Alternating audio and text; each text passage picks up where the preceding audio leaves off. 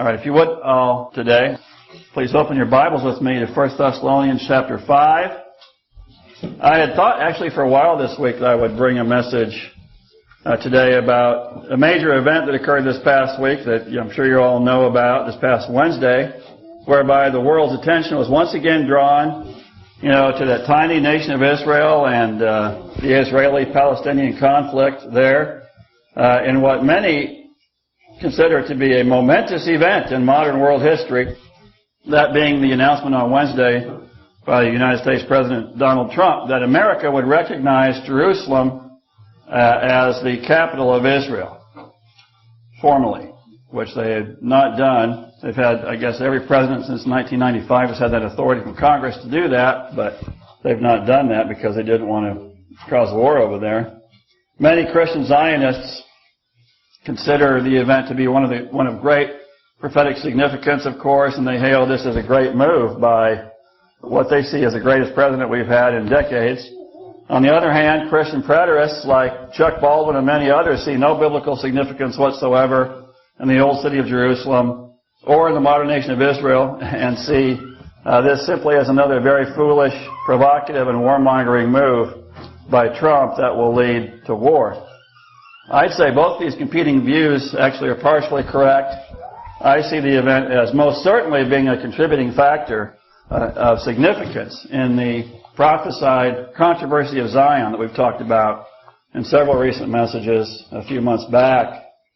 But like Chuck Baldwin, I also see this move by Trump as just one more in a continuing string of actions that this administration has taken to provoke warfare throughout the world. Yeah. And in particular, to greatly increase the likelihood of an eventual or perhaps soon attack on Iran. They've been wanting to attack Iran for a long time. This would be another very stupid move that actually some brainless heretics like the rabid and hyper-Zionist John Hagee are insanely hoping for. Crazy. That more than likely will also engage Russia and possibly China, what may well become a nuclear war. This past week, Brother Chuck Baldwin made some excellent points in an article that he published titled, Survey, Okay to Kill 2 Million People in a Preemptive Nuclear Attack. And I'm not going to quote the whole article. I'm going to read a couple paragraphs here. He said, a recent survey conducted by the Massachusetts Institute of Technology, MIT, revealed a chilling discovery that a majority of Christians are apparently agreeable to preemptively nuking other nations, knowing that millions of civilians would die. The theoretical nation used in the survey was Iran. And the MIT survey found that 60% of the American people surveyed would be willing to preemptively nuke Iran, knowing that 2 million civilians would be killed. Chuck says it's not surprising to me that of the respondents who favored nuking and killing 2 million Iranians, most were Republicans, approximately 70%. Chuck says, I've said for years that conservatives and especially Christians who comprise a large percentage of the Republican Party have become rabid warmongers. I was not wrong, writes Chuck. Chuck's right on that point, right on. Brother Baldwin mentioned George W. Bush's policy shift of starting the allegedly preemptive wars that America has been engaged in for the past 16 or 17 years, which of course we know began back when, after the 9/11/2001 planned demolition of the triple towers of the World Trade Center in New York City. And then after he mentioned that, Chuck said this, and now Donald Trump is taking the war fever implanted in conservatives and Christians by G.W. Bush to a whole new level. Chuck Baldwin then ties Trump's agenda to his recognition of Jerusalem this past Wednesday. He says, yes, all this war fever is due to one thing, blind support for the Zionist state of Israel. Donald Trump, Republican neocons, and evangelical Christians seem to be salivating for global war.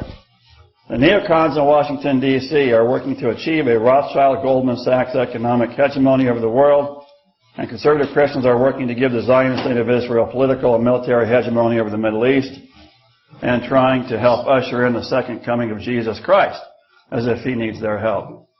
And I do not agree with much of the article because Chuck goes into quite a bit of detail as to his preterist leanings. I'm going to talk about that next time. As various dominoes continue to fall here, including violent protests in Gaza and other occupied territories, followed by airstrikes by the Israeli Air Force in Gaza this week. There's a bit more analysis that needs to be done before I actually address this topic. Hopefully I'll do that next week.